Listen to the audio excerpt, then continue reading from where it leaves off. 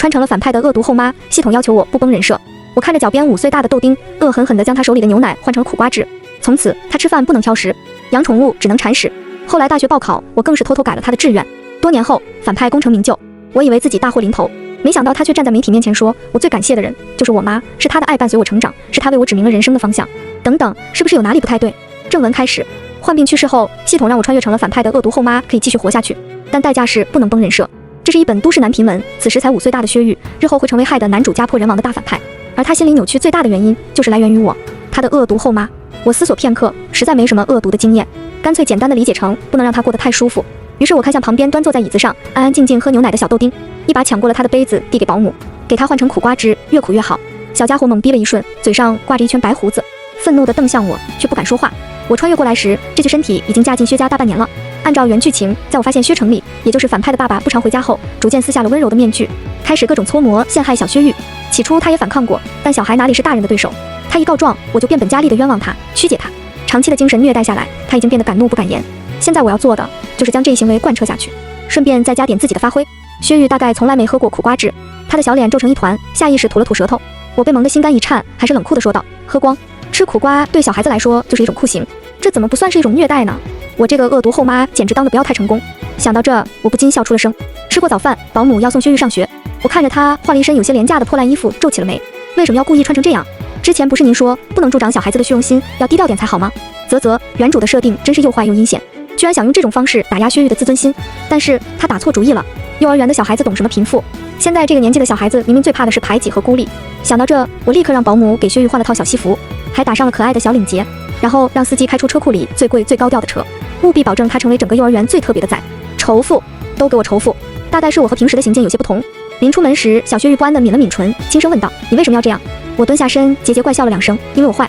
小薛玉被吓得后退一步，我顺势扑上前去，亲了一口他肉乎乎的小脸蛋。他惊恐地捂住脸，我趁机威胁道：快跟妈妈说再见，不然下午你放学，我亲自去幼儿园堵你。经过之前半年的相处，他应该是很讨厌我的。我又亲他，又让他叫妈妈，不亚于在他的雷点上蹦迪，可他又不得不屈从。看着薛玉闭紧嘴巴跑出门的身影，我觉得自己真是恶毒的没边了。薛玉上学后，我开始在别墅里无所事事的闲逛。原文中说过，薛成礼忙着在外面工作，经常10天半个月都不回家。我完全是他为了照顾薛玉娶回来的妻子。他每个月会给我打300万的生活费，他大概以为巨额的生活费可以让这个后妈善待孩子，却没想到反而引起了人的贪念。想到这，我略有感叹地问系统，我的恶毒人设得维持到什么时候？系统说，薛玉后妈有场重要的戏份是偷偷改了他的大学志愿，导致他不得不出国，遭遇了更加黑暗的事情，所以我的人设至少得维持到薛玉高考的时候。粗略来算，至少还有13年。虽说富家太太的日子活到就是赚到，但每天保持恶毒人设也太辛苦了。于是我决定出去疯狂购物，好好安慰自己。天色微微擦黑的时候，司机准时将车开到了幼儿园门口。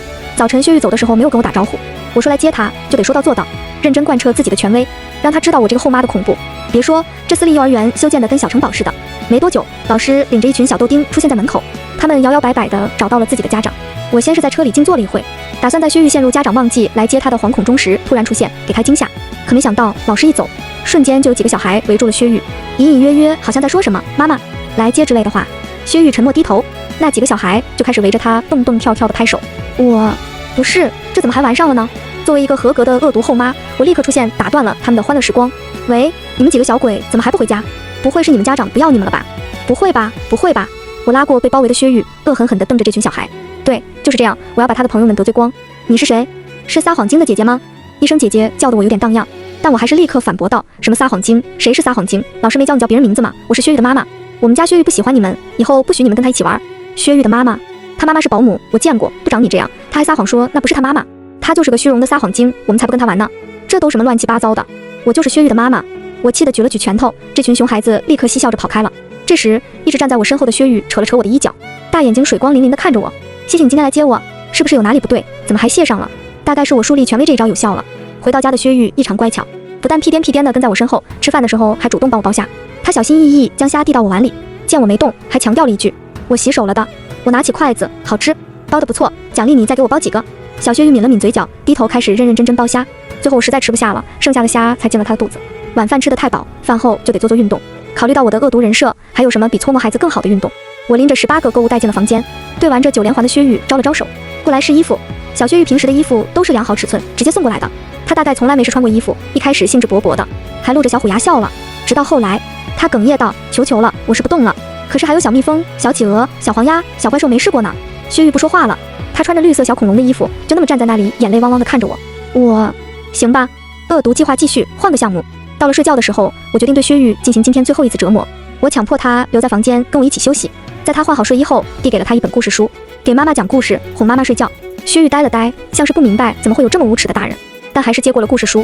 很久很久以前，有一位王后坐在开的口户边，正在为她的女儿古时献活。我忘了孩子才5岁，识字不多，不过这倒是给了我启发。绝大部分小孩都喜欢玩乐，讨厌学习。我灵光一闪，一个恶毒的计划慢慢在我心里成型。旁边薛玉还在磕磕绊绊地念故事书，大概也知道自己认识的字不多，见我一直盯着他，小脸涨得通红，声音也越来越小。我明天再给你讲，行吗？我桀桀怪笑了2声，抽过故事书，躺好。现在轮到妈妈给你讲故事了。今天这个故事叫《白雪公主和她的7个后妈》，超绝恐怖故事。最后薛玉睡没睡着我不知道，反正我是给自己讲睡着了。迷蒙间好像还有个柔软的东西贴了贴我的脸颊，轻声叫我妈妈。第2天一早，趁薛玉去上学，我开始实行我的鸡娃计划，什么语文、奥数、英语、音乐统统安排上，找最好的家教，背最狠的书。我本以为放学回来的薛玉知道这一切会觉得天都塌了，没想到他适应良好，尤其在识字上格外卖力。没过几天，他就在我路过书房的时候，探着小脑袋大声朗读道：很久很久以前，有一位王后坐在敞开的窗户边，她正在为她的女儿做针线活。读完还满脸期待地看着我。为了鼓励她，我决定奖励她每天晚上讲故事哄我睡觉。半个月后，恶毒后妈计划迟迟没有新的进展，我将薛玉赶回了自己房间，然后躲在被窝里悄悄翻开了灰姑娘的故事，想从这里面找找灵感。没想到书没看2页，我先睡着了。再次醒来时，床垫晃悠了2下，床边凹陷了一块。黑暗中我看不清楚，只以为是薛玉偷偷跑过来了，下意识想伸手帮他盖被，触手却是一片健硕的胸膛。我愣了1秒，惊恐地拉开台灯，尖叫瞬间冲破了喉咙。卧槽，哥们你谁呀？眼前的帅哥长得跟薛玉有几分相似。闻言他挑了挑眉，如果我没记错的话，应该是你老公。老公？薛成礼。妈呀，差点把他给忘了。还行，至少还记得我的名字。我讪讪地跟金主爸爸解释自己是睡糊涂了。这时门外传来急促的敲门声，不等我出声，来人急切地按下了门把。只见薛玉正抱着他的阿贝贝，光着小脚丫站在门口。见到薛成礼，他愣愣地叫了声爸爸，然后走到我面前，小手搭在我头上。你怎么了？是做噩梦了吗？我想着薛成礼在旁边，不能暴露后妈本性，就温柔地安抚了薛玉，催他回去睡觉。不想小薛玉点了点头，却直接绕到了床的另一边，看着他爸，略带委屈地说道：这是我的位置。薛成礼严肃地说：这是爸爸的位置，爸爸回来前我都是睡这里的，那是暂时借给你的，现在你该回自己房间睡觉了。薛玉抿着唇不说话了，默默将他的阿贝贝递给了我，说抱着就不会做噩梦了。看来薛成礼是个标准的严父，养孩子却不惯孩子，难怪原文中薛玉被我虐待了8年，他才发现。眼看着薛玉要走，我急了，我赶紧将他抱起来放到了床中间。好孩子，今晚跟爸爸妈妈一起睡。薛玉看看我，又看了看他爸，有些迷茫。我立刻撒娇，老公，叫声老公总比跟陌生人同床共枕要好。薛成礼浑身一僵，嗯了一声，背过身就躺了下去。只是不知道为什么耳根通红，大概是公司逐渐步入了正轨。这次薛成礼在家待的时间格外长。饭桌上他问薛玉最近过得怎么样，我看着薛玉露出了一个标准的警告笑容，恶狠狠地瞪着他。果然他抿着小嘴说最近过得特别开心。前段时间他上火流鼻血，我还特地让保姆每天给他准备苦瓜汁，果然喝了2天就好了。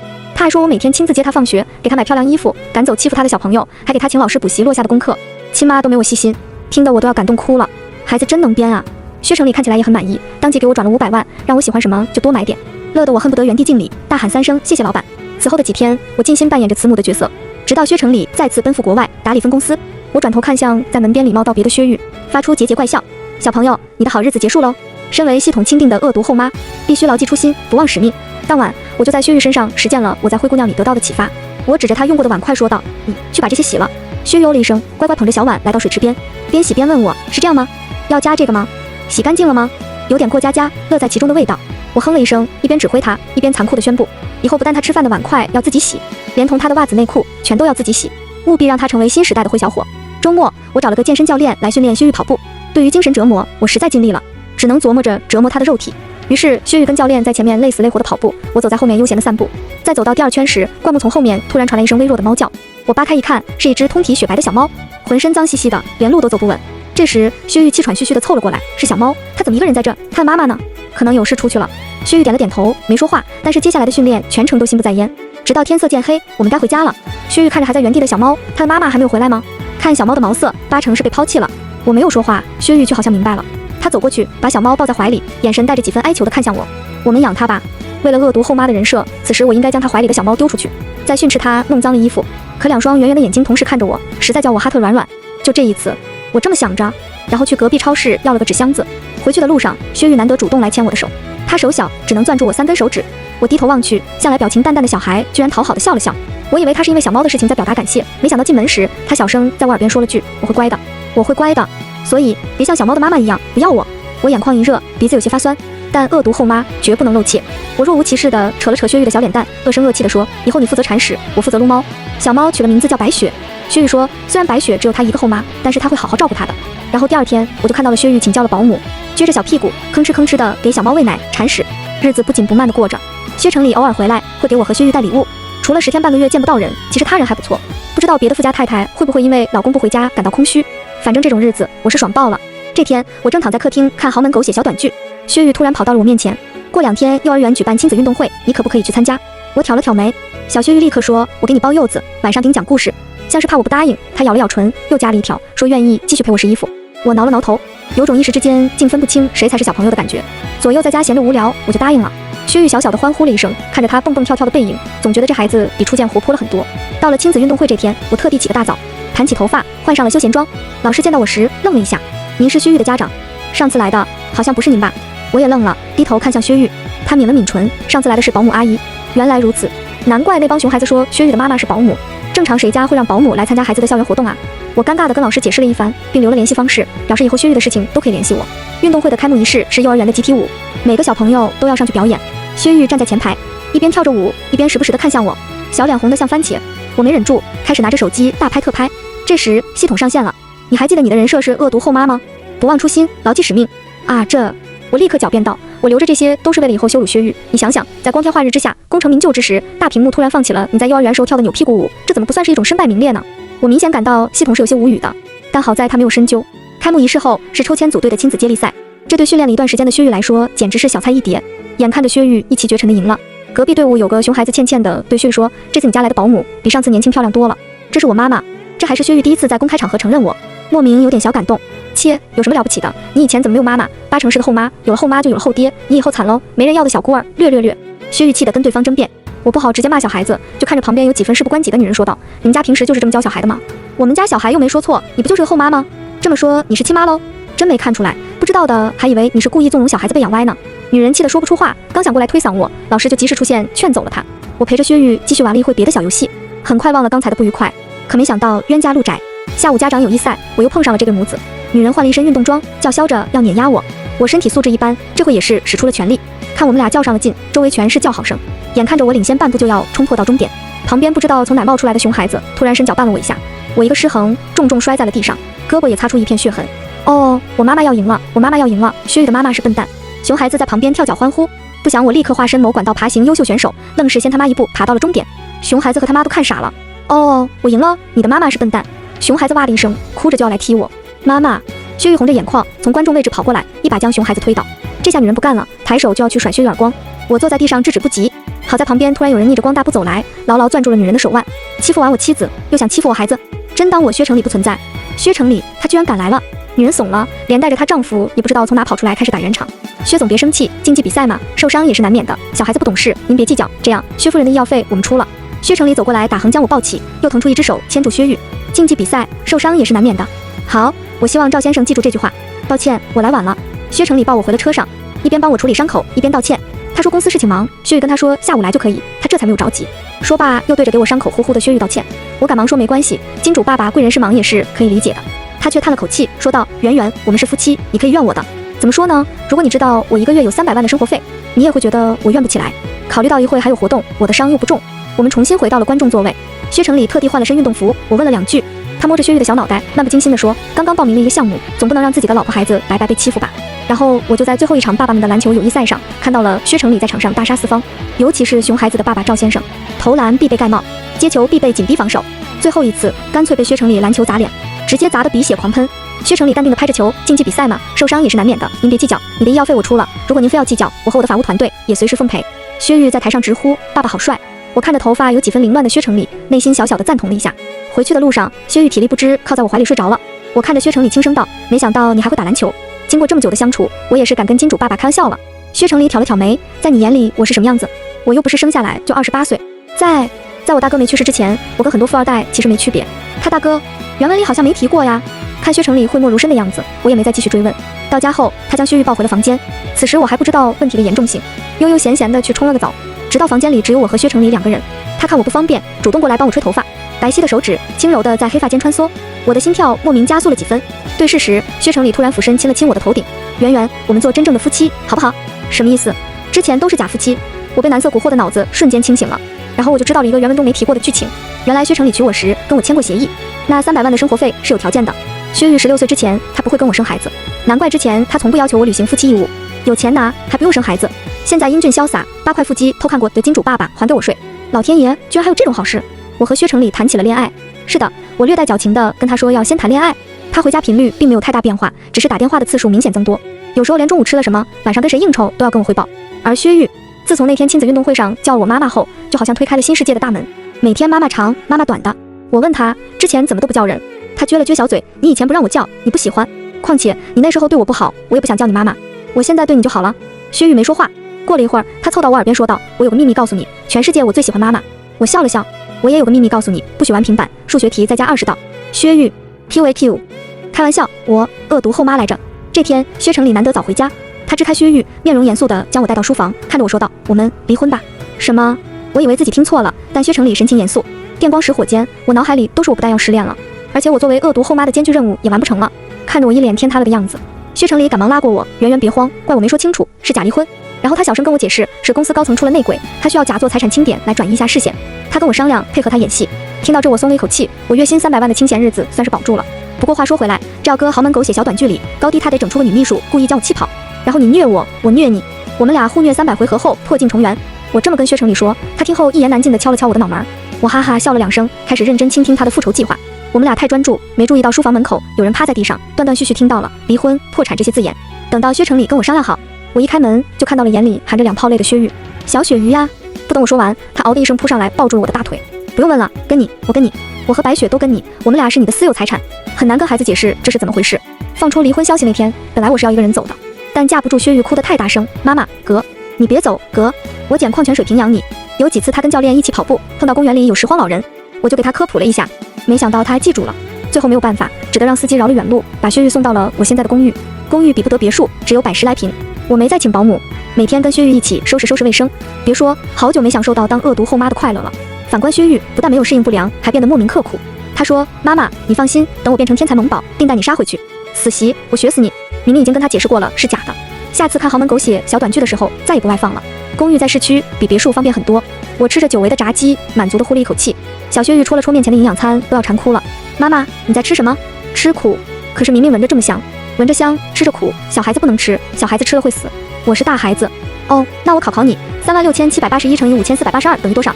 薛玉 QAQ， 是的，我就是故意的，偶尔还是要给恶毒后妈人射刷一下存在感。不过芋泥牛奶倒是可以给他喝一口。嘿嘿，又过了一段时间，我把周边的外卖都吃腻了。薛成礼公司的事情终于解决了。他来接我们回家时，我正在做菜，腾不出手，就指使薛玉去开门。没想到他见是薛成礼，眨着大眼睛问道：“叔叔，你找谁？你为什么来我家？虽然叫叔叔也没错，但如果没记错的话，我应该是你爸爸。妈妈，外面有个不认识的叔叔，我们把他赶走吧。”看来是生他爸爸气了。我应了一声，没有出去。薛玉穿着拖鞋哒哒跑回了客厅。薛成礼进门跟他讲了半天道理，才把他哄好。末了，小薛玉说：“让我原谅你也行，除非爸爸请我吃东西。你想吃什么？我想吃苦。”然后薛成礼进厨房，挽起衬衫袖子，亲自给薛玉做了盘苦瓜炒蛋。薛玉 QAQ， 不是这个。寒来暑往，一转眼，薛玉已经上高中了。这些年，我严格贯彻后妈管家的方针，坚决不让他过上少爷的生活，连上学都开始骑自行车。这天，他放学的时候给我发微信，说要带回来一个同学。我回了个 OK， 然后开始点菜，烤冷面、炸鸡柳、玫瑰冰粉、煎饼果子，别告诉你爸。薛玉回了个求饶表情包，我酌情减少了一样，不是家里保姆不能做，实在是做出来没有外面好吃。薛玉进门的时候，我正给白雪梳毛，大白猫喵喵撒着娇，想要小鱼干。见在我这行不通，立刻去蹭刚进门的薛玉。薛玉将小吃递给保姆，抱起白雪掂了掂，然后向我介绍了跟在他身后一脸忐忑的少年。薛玉说这是他同桌苏怀。哦，苏怀，我点了点头。等等，哪个怀？阿姨，是淮南的淮。我靠，这不是男主吗？我的好蛋儿，怎么把男主带回家了？后来我才知道，苏怀是他们学校的特招。他进学校的第1个月，就将薛玉挤下了年级第1的宝座，两个人从此在学习上较上了劲。他今天带苏怀回来，就是打探敌情的。可后来饭桌上，他知道了苏怀的奶奶病得严重，苏怀打算再读1个学期就辍学去打工。薛玉又动了恻隐之心，他跟我说想资助苏怀，毕业后他可以去薛氏打工还债。大反派招揽男主并收为己用，从此未来叱咤风云的男主毕业就要进薛家公司当牛马，这样对吗？但我看着薛玉期盼的眼神，又想起苏怀窘迫的样子，又说不出反对的话。算了，我只要做好恶毒后妈就好。别人的命运不是我该操心的。于是我说可以，资助的钱从你零花钱里扣。薛玉，QAQ， 很快到了薛玉参加高考的日子，我作为恶毒后妈也迎来了最终考验，偷偷修改薛玉的高考志愿。系统说我之前的种种作弊行为，他都可以睁一只眼闭一只眼，唯独这次，如果你不按照人设做出相应行为，会直接死亡。我想起前2天收到的化验单，只得打开电脑。薛玉的密码很好猜，是我和薛成礼的生日。我问系统原文中有没有什么指向专业，系统说没有，但我必须将薛玉的志愿改得南辕北辙。简单来讲，就是他如果报考了英语，我就得给他改成数学。我懒得笑系统没常识，看着薛玉莫名其妙的志愿填报，干脆利落的全部给他改成了名校。哎，当了这么多年的后妈，我也是真的恶毒了一次。薛玉对我修改他志愿的事情一无所知，大概是高考结束，人也空闲了，每天对我嘘寒问暖不说，还反过来替他爸爸管起我来了。西瓜汁不能喝，太凉了。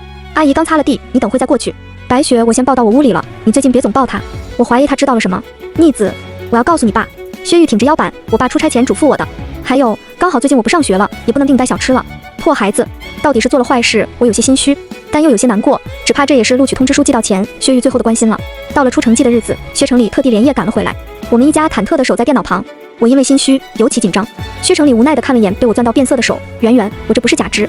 我讪讪松手，最后电脑上也没查出薛玉的成绩，他的成绩晚了几天才公布，是老师亲自通知的，他领先苏怀2分，成了全市理科状元。与此同时，我修改志愿的事情也被他知道了，他眼眶含泪地看着我，我别过头，不知道该怎么解释。他吃着眼泪拌饭，气得好几天没理我。薛玉作为优秀毕业生回学校演讲那天，学校特地邀请了我，我想了想，还是去了。按照薛玉的性格，8成会在台上揭穿我的真面，但做错了事被惩罚被非议也是应该的。我坐在第1排，看着聚光灯下熠熠生辉的少年，眨了眨酸涩的眼睛，等待着迎接命运的审判。不想薛玉演讲说的第1句话却是：我最感谢的人就是我妈，是她的爱伴随我成长，是她为我指明了人生的方向。她从小就培养我的独立意识，教会我自己的事情自己做。她给我讲的故事都充满了创意，让我学会了发散性思考问题。她让我积极参与到日常家务劳动中，培养了我家庭主人翁的意识。她督促我照顾好自己的宠物，让我学会了什么是责任。她用她的行为教会了我什么叫出其不意、永不言败的精神。薛玉洋洋洒洒夸了我一大堆，不像优秀毕业生演讲，倒像是我的表彰大会。演讲一结束，无数家长涌了过来向我请教育儿心得。我一脸懵逼的被父子俩护着走出了礼堂。后来我才知道，薛玉从来没有生我的气，志愿是他故意胡乱填写的，他想用自己的方式成全我。没想到我却阴差阳错将事情搬回了正轨。不过薛玉改志愿的理由实在让我无语，我直接罚他跟他爸大中午去花园里除草，最好能把脑壳里的水晒干。薛成礼，惩罚他为什么我也要去？子不教，父之过。薛玉，嘿嘿。这时我忽然听到系统脱离的倒计时。童子，谢谢你，谢谢你帮我一直以来的遮掩。系统，也谢谢你。谢我什么？谢你救了小猫，祝你今后一起顺利，再见。我有些怔愣，直到薛玉和薛成礼擦着额间的汗冲我挥手，窗外阳光正好。我摸了摸越发圆滚的肚子，一切阴差阳错的缘分，不过是刚刚好。番外，薛玉小的时候，保姆阿姨外出带他散步，他发现每个人都有妈妈，唯独他没有。起初他以为保姆阿姨是他的妈妈，他这么叫的时候，保姆阿姨却一脸惊恐地否认了。他很委屈，于是转头把这件事告诉了薛成礼。薛成礼沉默了半晌，摸了摸他的小脑袋，然后没过多久，他就得到了一个妈妈。这个妈妈一开始对他很好，他每天都很开心。可是渐渐的，这个妈妈变了，她开始故意饿着他，给他穿破烂的衣服。幼儿园的小朋友欺负他，他委屈地跟他告状，希望他能保护他。他却冷漠地对他说：他们怎么不欺负别人，就欺负你，是不是你自己有问题？次数多了，小薛玉就不敢告状了，他的性格也变得越来越沉默。薛成礼忙着工作，不经常回家，但是会打电话回来问他过得好不好。薛玉不敢说不好，因为坏妈妈会掐他的大腿，会谄媚地跟薛成礼说：薛总，家里有我，你一切放心。后来薛玉才知道，这个妈妈不是他的亲生妈妈，所以才对他这样坏。有一天晚上，薛玉趴在窗台上看星星，忽然天边有一道光亮划过，他听保姆阿姨讲过，这个是流星，可以许愿。他立刻闭上眼睛，流星啊流星，如果你能听到我的心愿，可不可以让属于我的妈妈回到我身边？第二天，薛玉满怀期待地等待着，可是他没出现。第3天、第4天，直到薛玉自己都绝望了。这天已经是他第3次在幼儿园流鼻血了。老师说他是火气旺，可以让家长给准备点苦瓜汁降火。薛玉抿了抿唇，却不知道跟谁说。爸爸远在千里，坏妈妈巴不得他死掉。他难过地吊起了小珍珠，心里莫名涌动起一股奇怪的情绪，他几乎要克制不住。然后第2天早晨，在仅能喝的牛奶被夺走后，他终于忍不住狠狠瞪了坏妈妈。坏妈妈一愣，随即他就得到了一杯苦瓜汁。从那之后，他发现坏妈妈变了，会给他买新衣服，会给他讲奇异的故事，会戏谑地叫他小鳕鱼，还会亲他，帮他赶走欺负他的熊孩子。这个妈妈太好了，薛玉简直太喜欢她了。他以前总觉得自己是最悲惨的小孩，但现在他有属于自己的妈妈了。他是世界上最幸福的小孩，这种幸福的日子他过了13年。直到上高中后，他无间得知了自己原来不是父母亲生的孩子，他的爸爸薛成礼其实是他的叔叔，他父母死于一次意外，然后放荡不羁的叔叔被迫承担起了原本不属于他的责任。恰好这个时候，他得知自己的妈妈怀孕了，妈妈有了属于自己的孩子，会不会就不疼他了？叔叔说让他成年后继承家业，可这一切是不是应该属于妈妈的亲生孩子？妈妈知道了，会不会讨厌他？中二又怀揣着心事的少年，毅然决然地胡乱填写了志愿，想以自己的方式把一切还回去。后来他妈知道这个理由后，一脸看智障的表情，直看着他脸红。他妈让他少搞这些没用的，要真想报答他，帮着多带着点他妹就行。他哄着怀里刚出生几个月的他妹，看着脚边蹭来蹭去的白雪，然后给他妹讲起了自雪公主和她7个后哥的故事。全文完。